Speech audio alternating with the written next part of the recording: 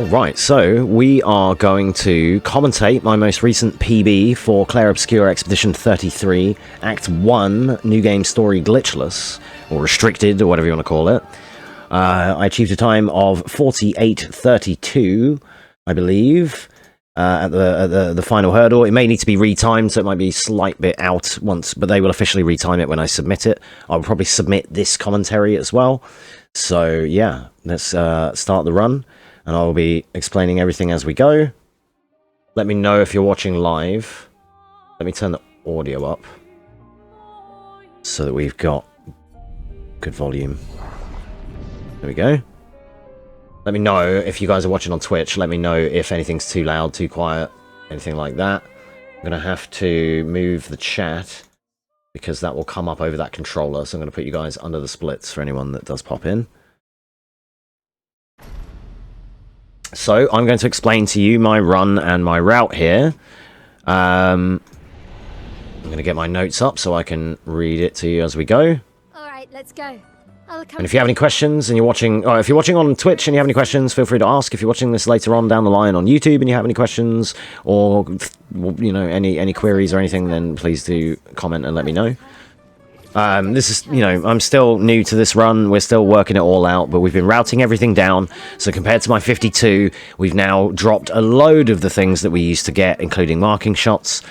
We've streamlined it right down between myself and Gordo's Games and Midnight Sancho. We've all three of us been working really hard, routing this out, finding these new strats and testing what works between us and doing like races and things like that. So it's been a good time experimenting with this game, and we're still trying to find all the key things. So this isn't going to be the most optimal, but it's the most optimal that I have currently. I got a 49:40 this night. And then I got a... or 49:20, and then I got this run shortly after that. So we're going to be attacking Mael with a regular attack because it's faster. Then we're going to parry her. The parries are very important. And then throw off a few gunshots. Ideally you want 2, but 3 is fine. 1 is not enough. And then parry all of this and mash X to clear the reward screen and the dialogue. And that saves the most time because you don't have to go into overcharge or anything, and you don't use another turn. People like to celebrate the gommage is still... Hopefully the audio is okay here, guys. Let me know if the game is too loud or anything. I've always found it beautiful. I can't tell right now. Don't really understand. It might not be that loud at all, but... You and Sophie broke up so long ago.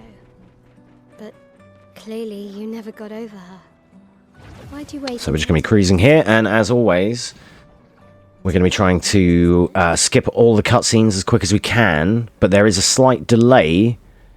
You'll see when there's multiple cutscenes, you'll see on my control overlay that I'll try to do the inputs too early in between cutscenes. There's like a slight delay that you have to wait when each cutscene clears until the next one is available. I'm fine. I'm fine.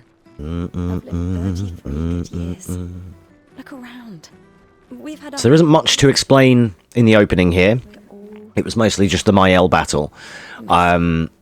That we have to concentrate on. We're now just going to be cruising through town. It's A to B sprinting type deal. We're just going to be getting to the story triggers and completing the prologue here in about 5 minutes. In total, 5 minutes. In fact, we leave here at sub 5. Oh, so. You two would make a cute couple. Sometimes I feel sorry for her. Who? The paintress? Look at her.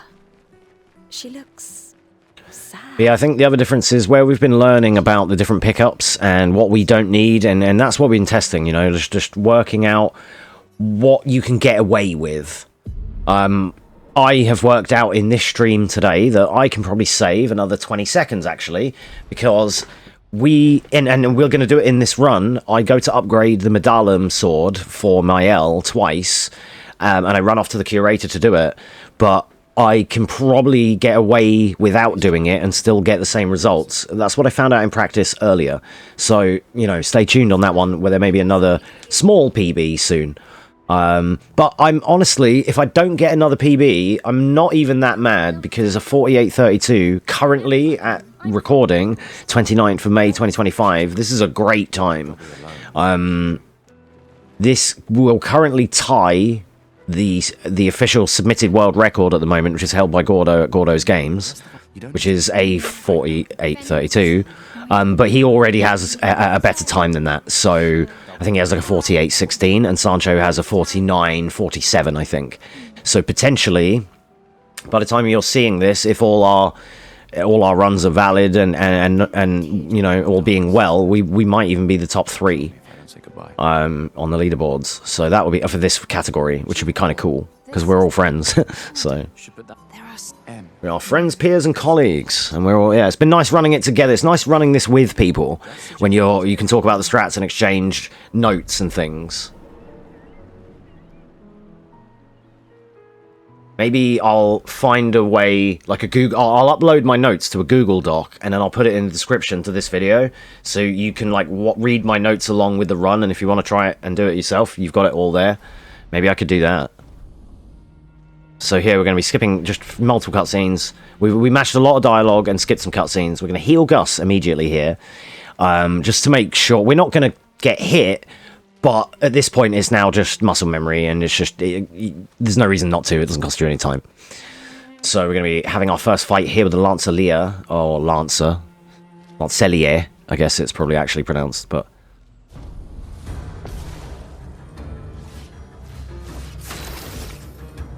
My aiming is bad. We got a crit there, though, that's fine. And he can attack quickly or slowly. It just costs you about a second if he attacks slowly, I believe. We're going to be mashing at the end of reward screens really heavily to clear any reward screens, dialogue, anything like that, and get immediately into a cutscene skip. And we're sub 6 here, and we're running along. That's lovely. So yeah, we've streamlined a lot of things. Dead energy, I don't get it.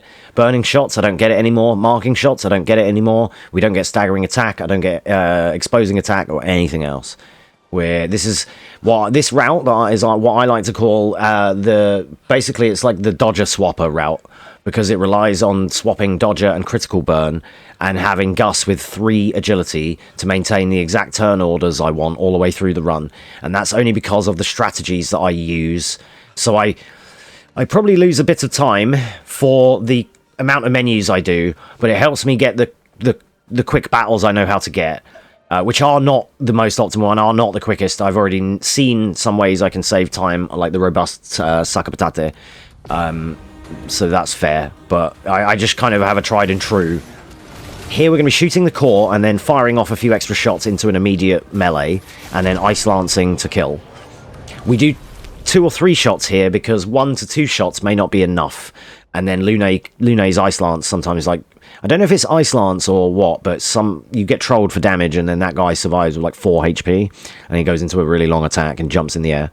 So I was just, because there's a slow-mo when Gus hits the core, you kind of don't really lose any time to spam them extra 2 shots during that slow-mo, cancel out, mash the attack, then Lune does ice lance. So we've been trying to work on skipping this. Gordo doesn't do this, and he's had positive results without doing what I'm going to do here. But this is my route, and this is what I still like to do. It works for me to get a consistent shield skip on a Vec. We will talk about it when we get there. But this is the Lancer Ram. So these 2 Lancer fights, I take this optional encounter. I missed my shots here, unfortunately. That's a shame. It's just the recoil like kind of screwed me a little bit. So I take this Lancer fight to guarantee experience, and I take it so that we get the weapon for Gus, Lancer Ram, and that changes and increases the, well, how do I explain it? It has higher damage on the weapon than his original weapon does. It goes up to 52 from, I think, 34. That can help some of your damage rolls with overcharges on Ivek or Goblu. We're going to get critical burn. That is still something we're always getting. 25% increased chance of crits on burning enemies. We are burning everyone in the run still. It's still viable. Very, very potent strat. If anyone else made it, they'll regroup there. Yeah. Here we are, huh? Yeah. Sorry if the video quality isn't as good as my last run either. The first PBs that I got, I recorded at 1440p offline. These ones are recorded at 720p.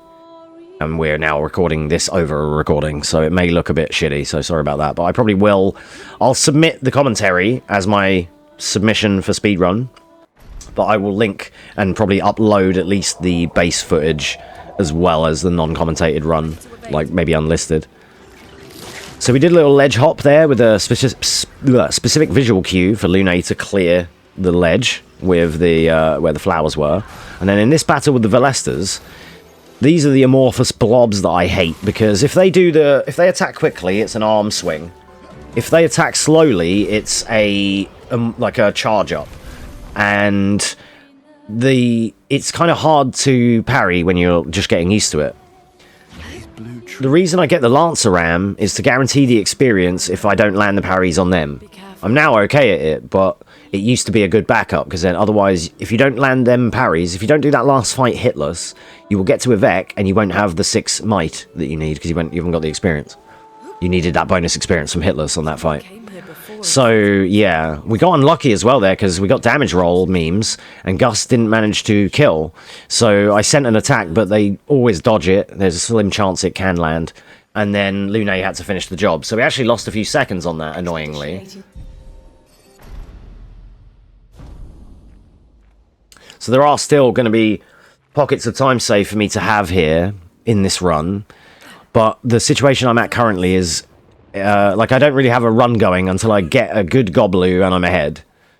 And I still need to work on the Sakas a bit more to get slightly faster strats, but I can definitely save time there. And I'll be able to save time on Lampmaster, I think, as well, because Gordo is currently saving, like, a minute on me, just on Lampy. So, on his practice, anyway. So, yeah. I wouldn't be surprised if he has a 47, an early 47 brewing right now, kind of thing, while I'm commentating my crappy 48.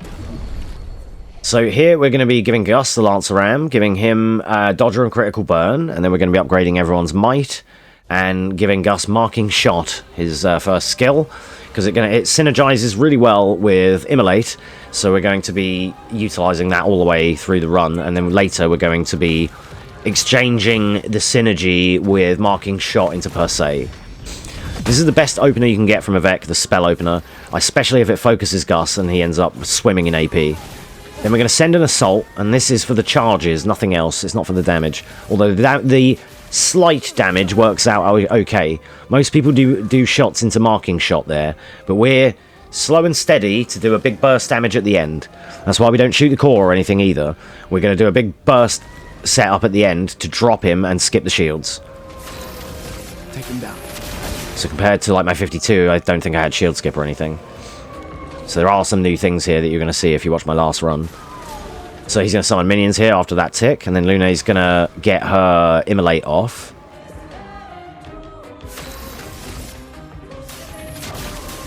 And this is my scripted Avec that I do exactly to the letter every time, and so far, knock on wood, this exact route has not let me down. With the Lancer Ram and having the damage and following it exactly to my notes with a Lune attack coming up and an intentional dodge, not a counter, this will land me perfectly for shield skip. So we're going to do Marking Shot here, and this is where it's going to start looking a bit weird. So she's going to dodge. We don't want the animation for the parries, and we can't kill them in one anyway. This is why I don't bother with dead energy, because it takes too long to kill them, so I don't waste the time. We're going to get a regular attack, nothing else. It was a crit, but that's fine. What you're looking for is Avec's health bar to be lower than its name, but not any lower than the end of his break bar. So somewhere in between where it is now and the end of the break bar is perfect. And then what we're going to do is shoot the core. That's going to drop it to here, and that's the exact health. That's exactly what you want. Overcharge, and he's dead, and we skip all the shields, charge up animations, everything. We got a lucky crit of 969. It can do 769, or even 707 if it's not a crit. And if you can get an extra damage crit of 1069 as well. I don't know if that's possible without the Lancer Ram damage, however. And there we go.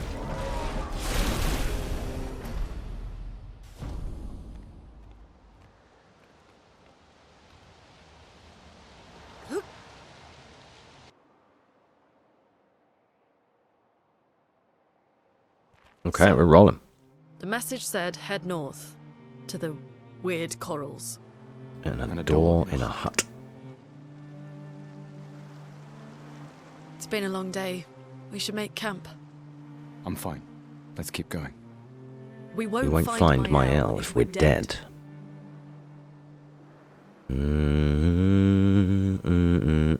So I travel here, and then I do the camp. And then I do everything we need to do at camp. I always take the camps right near the objective, so that when I leave the camp, I can basically hold forward and mash square, and we're like loading the next zone. It may not be the best way, but I feel like that mostly works out. Not quite on top of the square prompt. Stay a little bit away, so you have to walk a little bit, because sometimes it can bug out. And it like not let you in, or the prompt doesn't appear. So I always stay a little bit away, but we're close then. We just run up and we're in. So that's what I like to do. On my last run, I got a bit screwed here by the corals, and then I got screwed by the terrain when I was trying to jump. I think we corrected that here this time. Oh, I did get stuffed on a little coral there still, but oh well. So I'm trying to take it so tight on the corners, but it's costing me time trying to do it. I should go round a bit more, take it wide to be fast, you know. Everyone. So we're not going left anymore. We're not getting marking shot. However good. So my old synergy was Gus marking shot, Lune immolation, and then Mael marking shot per se herself with her own synergy. And I thought that was cool. That worked out. But we can just drop that element now. Me and Gordo routed it out. He did it first. He was routing it out before me and going without it, and it was working out just fine, if not better in some instances, as long as you get the turn orders different. So actually, what this run has turned into, especially with my strategies here, is switching over Pictos. That's why I call it Dodger Swapper, because it's just Dodger and Crit Burn switching all the time to get the turn orders we want, so that we can then get the setups and the things that we want in the fight. And coming up, we're going to be having like Lune going first against Goblu, so then we have Gus setting up marking shot into Mael per se, because they synergize, and per se. So immolation that Lune has stacks more on a marked target, so that's why you like that synergy. But per se does an extra like 2,000 on a marked target, so it's a no-brainer. With Goblu, we save like a minute on my old strategy now, because we delete half his health bar in one go. So it's crazy. So it's a lot different. Lune here, we're going to equip Lighter Rim and Dodger. So she has a fire weapon. She has a fire weapon anyway. I don't know why I actually bother to do that. That's something I could probably not have to bother with, because I don't level her weapon up. If you level it up to level 4, she gets fire moves for 1 AP. So that could save me. That's how I used to run it. I didn't used to upgrade Mael's weapon. I would upgrade Lune's, because she was the one I needed to have extra damage on, and that 1 AP thing. But what we are doing, so we equipped Lune with Dodger, and with Gus, we've given him 3 agility here, and this will maintain. He just needs a little top up on speed, so that we still get Gus, Lune, Mael for this fight. We're just going to be marking shot, immolation, and then spark, and then marking shot, skip, and then you can attack and he'll die to fire, or you can skip turn and die to fire, which I found out earlier. So I'm going to be able to tell you some strategies that I've learned today that I won't have been able to implement yet. Like, you don't need to do that attack there. They can both skip their turns. That's another few seconds I can save. So I do have the time save here. I just need to get it all together and have it all come up in one run. So but so far so good. Who could have done So for the Lune ledge jump in Spring Meadow, you have to look at the pink flowers. It's like a little visual cue. There's a set of pink flowers before the ledge, and just about there you hit jump. And there's one coming up for Mael here, where you can look at a little rock in the middle, and I'll point it out. Like you'll see her jump at this rock, but it's like you can see like a shadow on the side of a rock. And when you get to there, you can just jump and clear the ledge. It's forging something. So they have intelligence. I might even jump a little bit late here and sort of scuff her heels, but it's this shadow there, and then, yeah. That's where you take that jump, and it just saves an extra, like, maybe 1.5 seconds, maybe 2, because you save the climbing animation.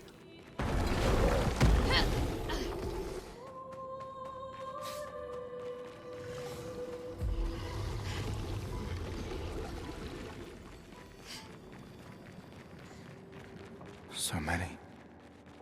I don't like this. Okay, so we're just going to be running through, and we're heading to Goblu now, next boss. So previously, I did a big menu at Curator, and then run straight to Goblu. But then I was missing out on the experience from Curator and having the extra strength. So now, I do a mini menu at Curator, just to get Gus that agility, to get the turn orders I want coming up. Although, maybe I could drop that and do that up here now. I don't know. No, you can't. I need it to. It needs to be there for the curator, or the curator doesn't go in the right order. It still needs to. That's why I had to do the 3 agility there. It does have to be there. Then here we're going to do Mael critical burn Pictos, and do Pictos first. So this is another way we're optimizing. Do the Pictos first, and then do the flag, because then you do all the manual menu equips and the Pictos and Luminas and weapons, and then go to the flag and do upgrades and skills. And here we're going to be getting powerful for Gus, swift stride for Mael, and degagement. Degagement is a means to an end because it leads to Rain of Fire.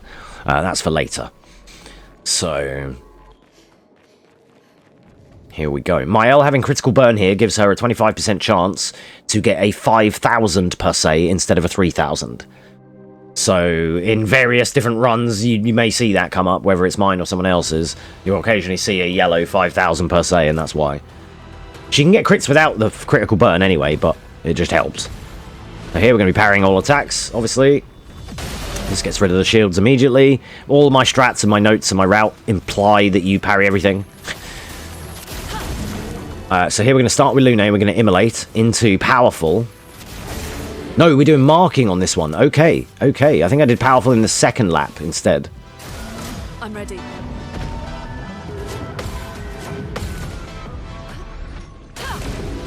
It works out about the same in the end anyway. Actually, maybe I did just not use the powerful there. Normally I would use... So that's... I might... Maybe... I don't know how solidified my strat was.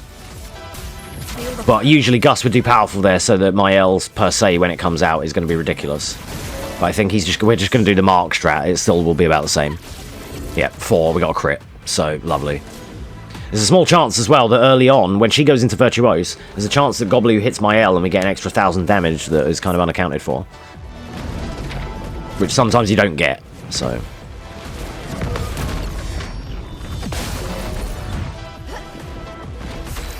And here, Lune is going to be shooting... Oh, wow, you didn't shoot the flowers, I just sent it.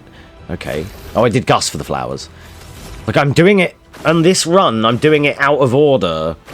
I think it's because... I over-damaged early, and it went off my script, so I had to just kind of adjust it. And because maybe because I forgot the powerful, I might have been making mistakes here, but it's not a bad fight anyway.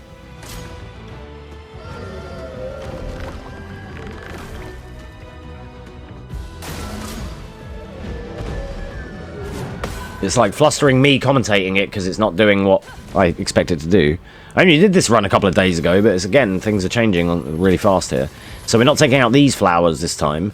The blue flowers are shields, the red flowers are a power-up, and I normally dispose of them to make him have to keep respawning them, and he never gets a chance to absorb. But either way, we still ended with the same strat. Lune immolate, so Gus will overcharge after a while. Let me explain from the start. Normally, the correct strat there, I'll like read it out as it is in my notes while we're running here. Okay, so normally what you do in the Goblu is you parry your 3 bounces. Then Lune will immolate the entire battle. Gus will then do a powerful Mael Swift Stride. So Lune has already set it on fire. Gus then buffs everyone. Mael uses her Turn into Virtuose move. And if Mael gets a parry here, then you get 1,000 extra damage. If not, then you delay the flower shots. Then Lune will shoot flowers and immolate. Gus will do a marking shot, which sets up Mael's per se, because she's already in Virtuose from the last round. Then Lune shoots the flowers, and then does immolate after. So again, he spawns 4, you shoot them. He spawns 4, you shoot them, and he never gets to... By the time he spawns many, we're DPSing him at the end. And then Gus will overcharge for like 1,500. Mael Swift Strides again into Virtuose. Lune will immolate. Gus then does a marking shot, and Mael per se to kill. And that's the gist of it there. Do you know what? Maybe I will have to try and run this again, because I'm already, as of this stream today, recording this commentary. I ran this on like Monday morning. It's now Wednesday night while I'm recording this, but I've already made more strides since this, so maybe I will have another run soon, you know. Yes, that's good to know. What we're doing here, though, is when we enter Sanctuary, we're now using our Dodger Swapper strats. So we're giving Gus Dodger and we're giving Lune Critical Burn. And the reason we swap these, well, you think, why would only keep Critical Burn on my L? It's going to do the extra crit damage. But it's actually just to rearrange the speed stat and the turn order. Because now I want Gus to go first again. And you'll see why in a second for both of these fights, because we do the Gordo AP tint strat, which when the game was absolutely brand new, I was trying to lab out these fights when we were, you know, looking at it for the very first time, like in the speedrun terms. And this is what we were coming up with, and Gordo helped me develop this strat, basically. It was his strat. And he was like, why don't you just use an AP tint to get the extra AP to guarantee the shots? Lune has a fire weapon here, so she can stagger. And I don't know all of the rules on getting this weak spot, because it seems finicky. Sometimes I get it in like 2 shots, sometimes it takes 5. I don't know if it's RNG or if I'm aiming poorly. I don't know. Hopefully I'll have more news on that soon. But I'm going to be... You don't need to do the weak point strategy on this one. So this is something that I can phase out as long as I play it correctly. Because then you don't have to worry about Lune running out of AP. If you about the RNG hands. What you can... the RNG weak point shots. What you can do is you can just do immolate straight away, and then Mael Swift Stride, Gus marking shot, Mael per se, just like that, and he's dead. But I do the weak point and then that script, just because it's still currently what's comfortable for me and what I know how to do. Unfortunately, on this stream, I was doing a run, and I'd got bad RNG, and Lune took too many shots to destroy the weak point, so she couldn't immolate, and then Mael had to do fire, which put us a turn behind. And then she wasn't set up for us per se.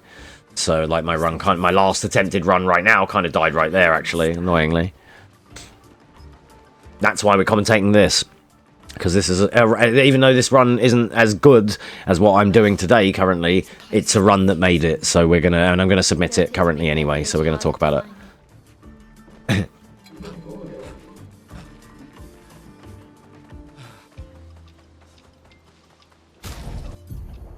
So here we're going to be swapping Gus to the Sakaram, which we just got from that fight. Another extra damage increase to like 113 or something, or 123, something like that.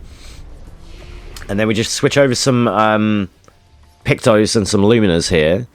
Ideally, Gus gets critical burn and Mael gets critical burn, like everyone gets critical burn.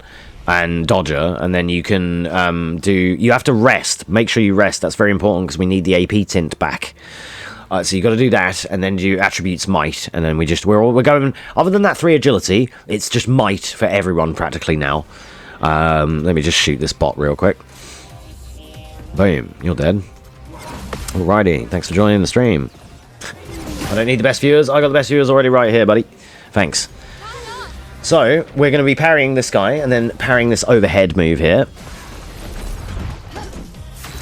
And then Gus is going to do AP tint on Lune. And this one, I prefer this fight for the weak point. I prefer this one because it feels more consistent. You just wait for him to recover and just bop, bop, bop, bop, and you get it. Then we're going to immolate with with whatever AP we have left.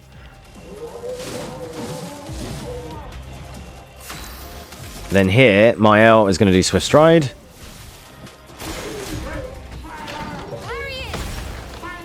Ready to parry. Ready to parry. And there's RNG here if like Mael gets the parry. You get like bonus time save here if enemies go for Mael when she's in Virtuose, because then she counters them for 1,000 plus. So here Gus is going to do marking shot, Lune is going to skip her turn, and we're going to per se. I have some crazy skip turn strats, but the reason it has to be like this is to get Gus off the bat to do the AP tint. So like it's a means to an end, it's sort of like it is what it is to get what I want. That's why Lune has to skip. It seems like a waste, and maybe it is, but she wasn't doing a lot there extra anyway, and she can set up the fire in a second again now on another turn. She's still going to go before Mael, so that will help Mael transition into Virtuose. Gus is going to overcharge here to break it. The damage isn't important. We just want the break, actually. Just to incapacitate the boss a little bit. Allow her to get this off. Allow us to get this rest of this turn off before then it starts doing things. And then it dies on the next turn. Or, yeah, it should do, yeah. Because it takes a lot of burning damage. Parry this. He's already real low right now. Then we can just do marking shot, skip turn per se again, and he's dead. Boom. Get out of here.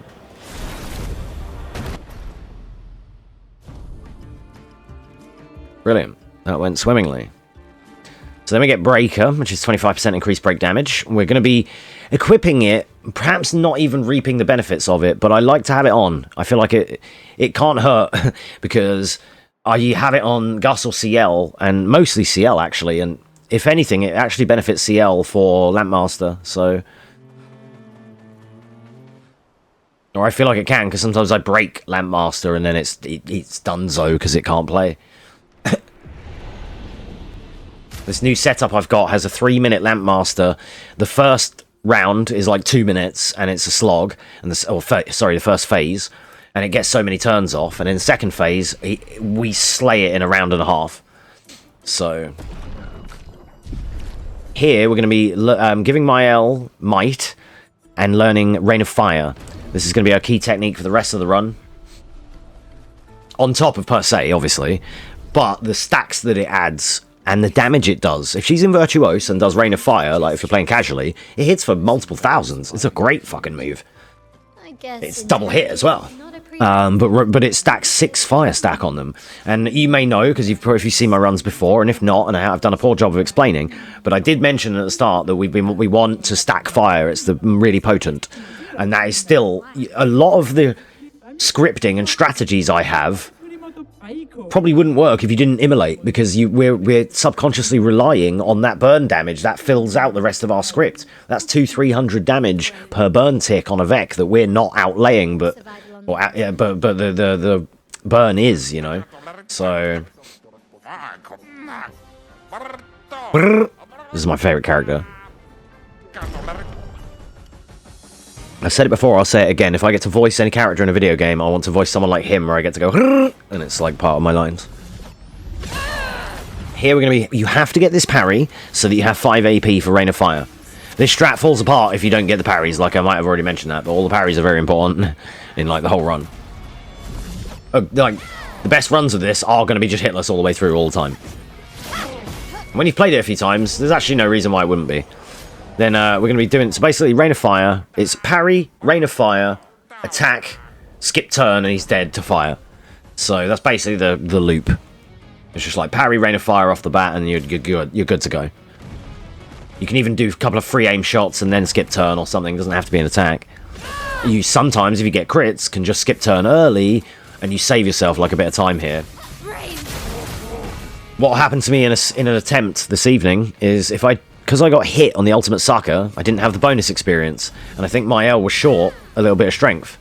Because of that, this took an extra turn each opponent, so I lost time. It can quickly hemorrhage in this run. Like with a Vec or with Goblu, they're either 2 minutes perfectly, or 3, maybe 4 minutes if it goes wrong. So it's very easy to just cross that line and be in red split territory.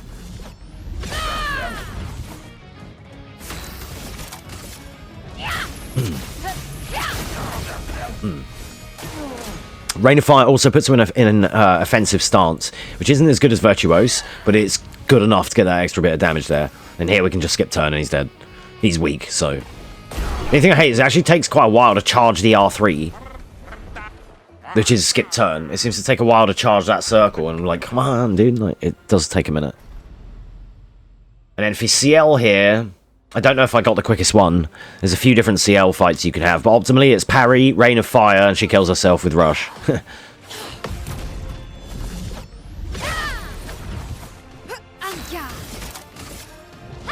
Parry, Rain of Fire, parry, she kills herself with Rush, sorry. Yeah. Oh no, it should be just this, yeah. Ah, I got unlucky. Yeah, she didn't die to it, so I'd have to do another attack.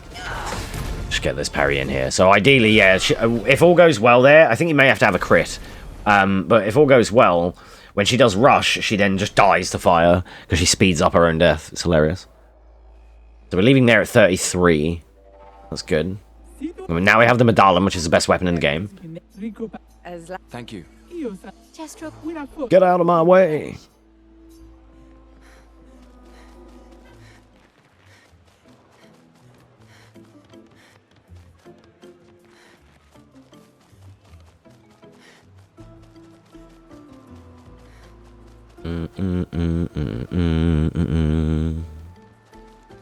So now we're out of here and we're on the way to Francois and then Lampy.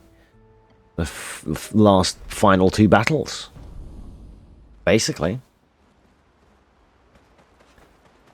So here now I'm going to upgrade the Medallion, this is where I can save time. I can probably avoid doing this because in my testing tonight we got the same results without doing this. This is what I mentioned earlier. So I think this can be ignored now.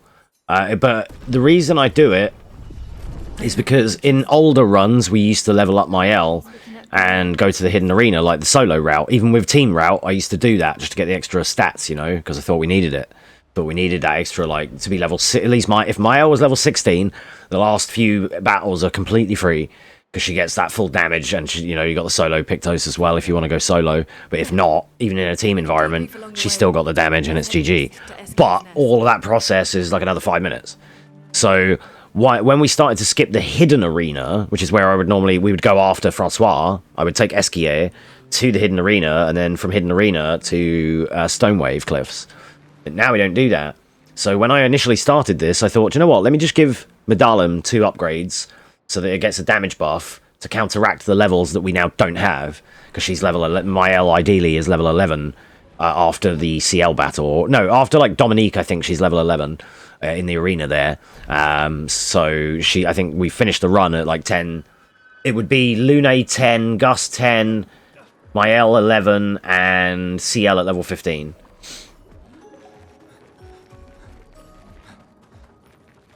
But this strat that I do now, I actually use CL, and then I've even changed my end route a few times, because I used to do on the Lampmaster boss, I used to do getting a bit of CL, Lune, Mael, the three girls. Now I do Gus, CL, Mael for the synergy options that we've already gone over. You know, same reason, marking shot per se, is still very, very, very good. And the only way you can get away with having not having Gus there is if you went to get the Pictos of marking shot, which we're dropping, right? So it's like that's what you have to work with instead. But CL is a champion, dude. I'm going to do some runs with her in more of a...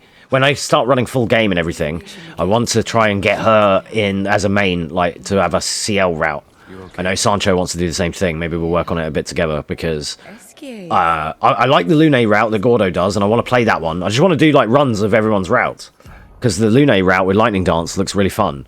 And I like Lune. She's my wife. So it works out.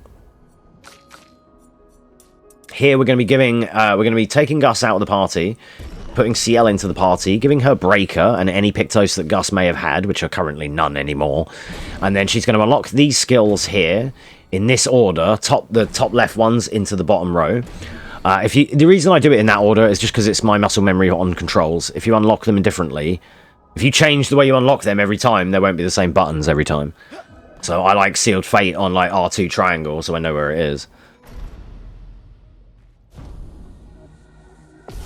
Which is what we're going to be using here. Sealed Fate. What we've set up with CL as well is I gave her 35 strength and 10 agility. And it's mostly for this.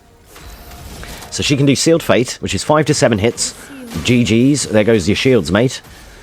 And then the strat I like to roll with here, you don't need Lune. You can get rid of Lune and just do Rain of Fire. But the way I do it is I do Immolate, Rain of Fire. So I'm losing time for Lune animations, sure, but it guarantees me over 3,000 fire damage, and look, he's dead. If one of them had done a crit, he was already dead. So then we just parry this, boom, and he's out of here. Nice, that was a good one. Sometimes you have damage. I had a crit on Rain of Fire as well, so that was... There's like 3 different speeds of that fight. What would normally happen there, in most of my attempts, is I would do that parry counter, and then CL would have to throw a card to kill him. If he hasn't already died to fire and everything else. So that was out of the 3 good, or the 3 endings that fight has, that was like ending number 2. And that's fine.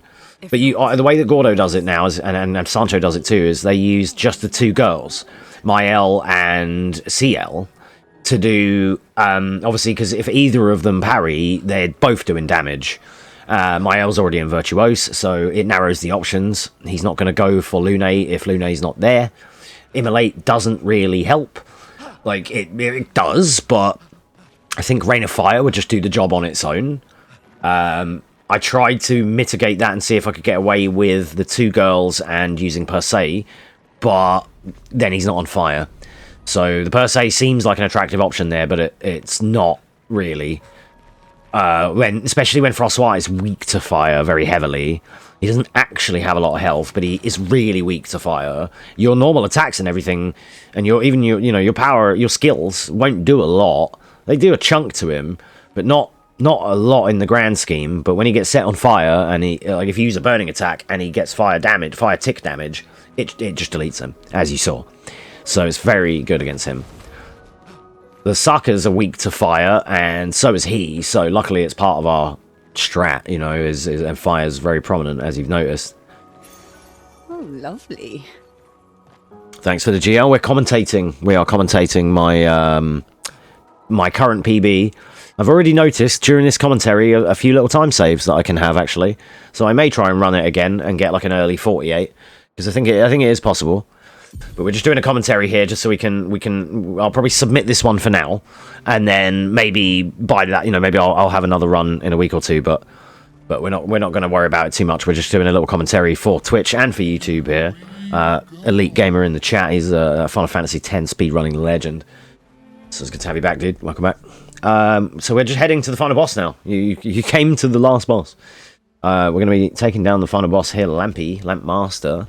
We're just going to do a tiny menu, I think, before it, and then we're going straight in, really. There's not a lot to...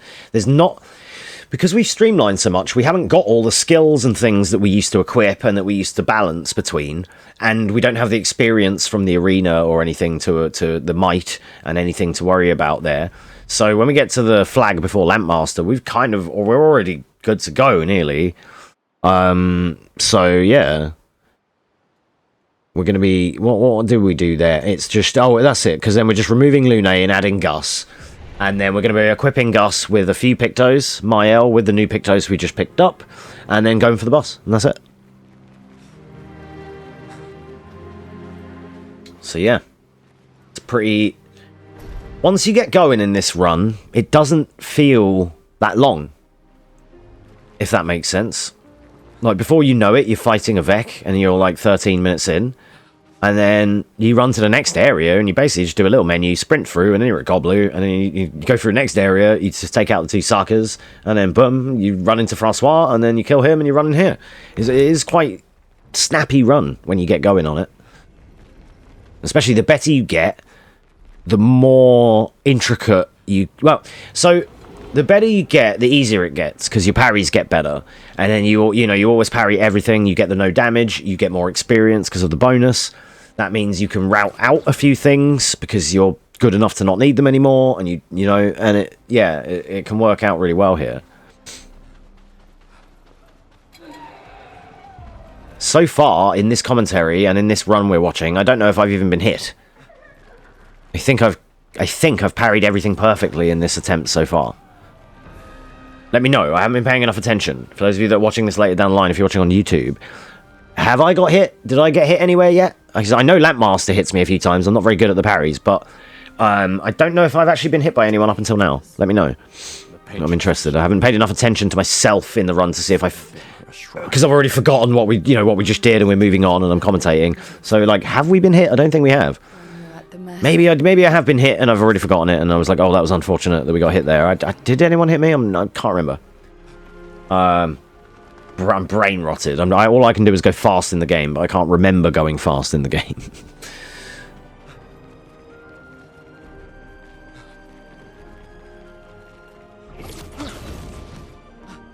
So this area is just mainly traversal. It's just trekking. Good old trekking through the area, really, and then just heading our way through the farm. Now, you can go sort of directly straight through the area there, but this might be a bit slower, but I go instead of going along and then across, I go across and then along. Because then I'm on the right side of the cliffs here, which is where the path goes. So I feel like there's a saying that we have, it's as long as it is short, like it works out the same in the end. So... I don't know, but that's kind of like it also avoids running through two enemies that you may get an encounter with if you mess up, if you get too close. So it's a little contingency for that. It may lose a couple of seconds to go across, but like I said, the other one has to come across to meet you there later anyway. So I think it works out about the same. definitely more comfortable just zipping over to the right there and then not having to worry about the enemies approaching.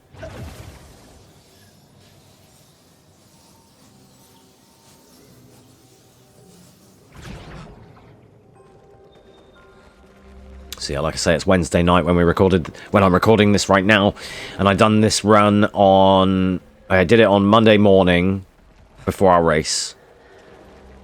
I was grinding out some runs and getting, because I had a 52 at the time, and I got it down to the 49 with this route that we're doing, and then I did another couple of attempts and got this attempt, which is the 48. So, and like I say, I'm still currently quite, yes, I can save time, but I'm not unhappy with this run, and I think it's a good time currently. As I say, like, from this perspective, recording right now, it's like the second best in the world, so, for this category on console.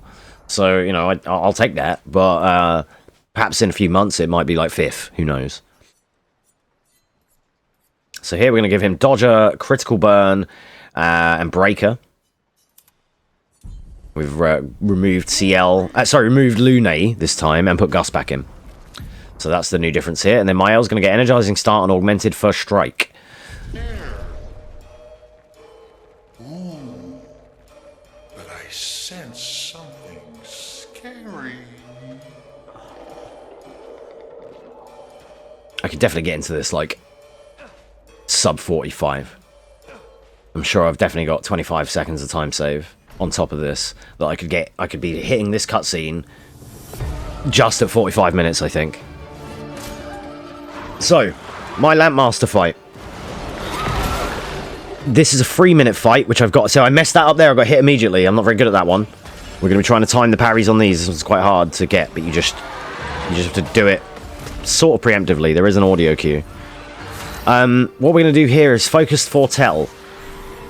So we're going to lay out the 5 cards, and then Gus is going to start with a powerful. Mael is going to hit a Rain of Fire here to get the fire going, and see, that does like 5,000 damage. Does a lot of, and stacks 10 fire straight away.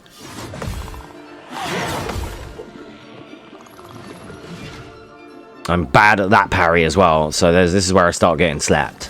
Get ready.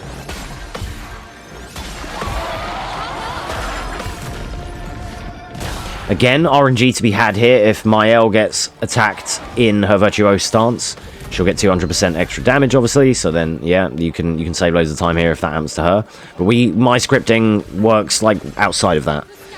So we've got Focus Foretell, Gus Powerful, Rain of Fire, and then CL is going to do a Searing Bond, which I struggled to find on the controls because it didn't light up for me. Like my input didn't work. And that's going to hit for 1,400. Gus is going to do a marking shot. And then Mael is going to Swift Stride. And this is not for... This is to be in Virtuose for the next phase. Then we're going to parry to the parry, and the fire will kill him in this phase. That was unfortunate. It wasn't already dead and we have to sit through this nonsense. There's another like 10 seconds I can save here.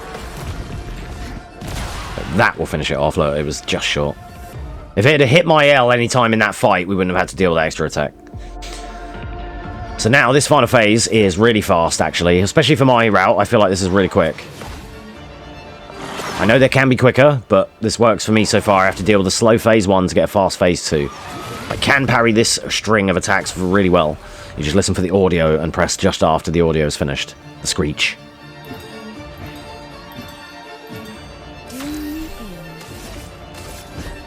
And here, Phantom Blade for 7,000 to 9,000 damage and a potential break. Mark shot per se. Bop. Look out!